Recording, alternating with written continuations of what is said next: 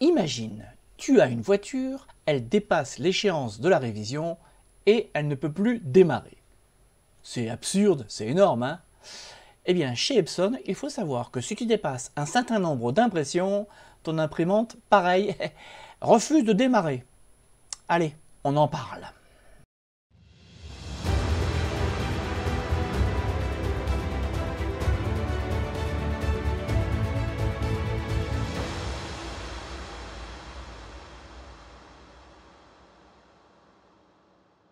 Bonjour à toutes et à tous, bienvenue dans une nouvelle vidéo de votre chaîne SOS PC.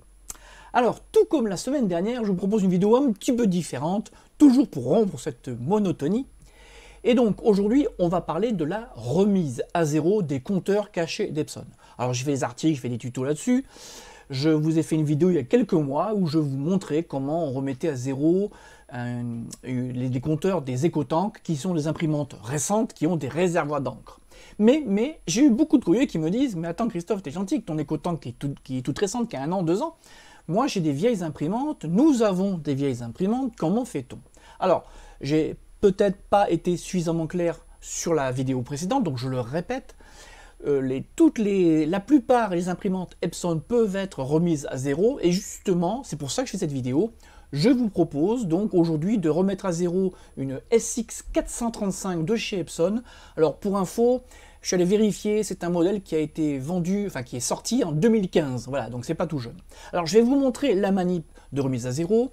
Alors les compteurs seront déjà à zéro, hein, quand je vais vous le montrer, pour une bonne et simple raison, c'est que j'ai d'abord testé la manip pour être sûr qu'elle fonctionnait bien, avant de tourner. Donc je vais retourner la vidéo, vous montrer tout le processus, mais encore une fois, c'est normal que donc les compteurs soient à zéro, bon, sachant qu'ils étaient quasiment au maximum. Et comme je l'ai déjà expliqué dans divers articles et vidéos, quand le compteur arrive à 100% ou est au maximum, l'imprimante refuse de fonctionner et ce n'est vraiment pas normal. Alors donc, je vous mettrai en descriptif les liens du partenaire sur lequel vous pourrez donc commander la clé de déverrouillage. Bon voilà, alors le mieux c'est que j'arrête de discuter et je vous montre ça. Et donc pour cela, hop, alors oui tiens, l'imprimante elle est là, hein, la SX 435, c'est celle-là pour info. Alors donc, allez, on va passer sur grand écran, voilà, ouais, bah, carrément, hop, on va carrément masquer ma trombine. Voilà. Donc, je vais donc ouvrir le logiciel, voilà. Bon, il est en plusieurs langues, mais bon, il n'est pas en français, mais bon, comme vous allez voir, il n'y a rien de bien compliqué. Alors, Waste Int compteur, ben, compteur d'encre usagée. Alors, littéralement, waste, c'est gaspiller, hein, littéralement la traduction anglaise, française, du mot anglais. Décidément, l'anglais, c'est pas mon truc. Alors, Waste Int compteur, ben, vous double-cliquez dessus. Et alors, le curseur est arrivé direct dessus, mais vous cliquez hop, sur l'ascenseur. Alors moi, il y a deux imprimantes. Il y a mon imprimante habituelle, la L5190 que j'avais donc justement remis à zéro il y a quelques mois.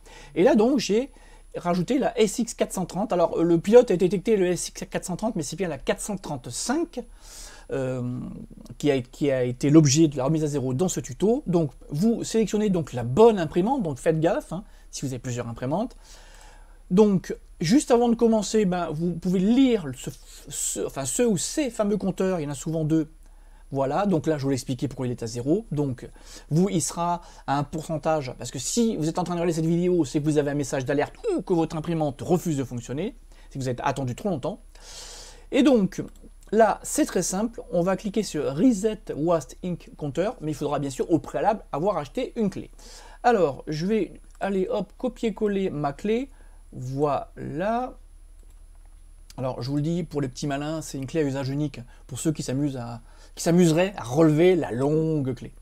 Voilà, j'ai copié la clé, je clique sur Reset Waste Counter. Vous voyez, c'est pas bien compliqué.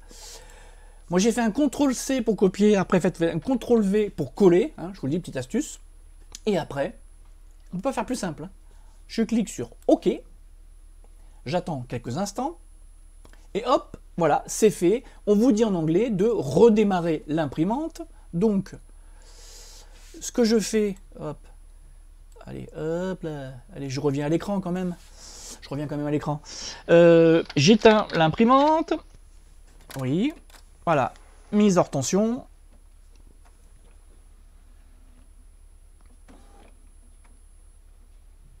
Alors, je le fais, ça fait une vidéo un peu longue, mais c'est pour vous montrer à quel point c'est important.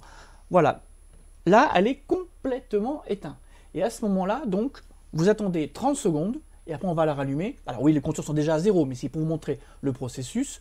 Et avant d'oublier, ce que je n'ai pas précisé en début de la vidéo, quelque chose de très important, le programme ne fonctionne que sur PC, sur Windows, pour être plus exact, et il faut impérativement que votre imprimante soit reliée par USB à votre ordinateur. Voilà, donc je le dis, si vous avez une imprimante reliée en Wi-Fi, il faudra temporairement, pour la manipulation, relier physiquement votre imprimante à votre PC. Alors si vous avez un Mac, parce que j'ai eu beaucoup de questions sur les Mac, eh ben, vous prenez votre imprimante sous le bras, vous la branchez sur un Windows. Windows vous installe en quelques secondes les pilotes, pas besoin d'installer tous les pilotes. Windows vous installe les pilotes primaires, hein, comme j'ai fait pour cette imprimante. Hein. Il y a vraiment les pilotes de base, hein. Il n'y a pas tous les petits logiciels qui sont livrés avec d'habitude, ils ne sont même pas installés.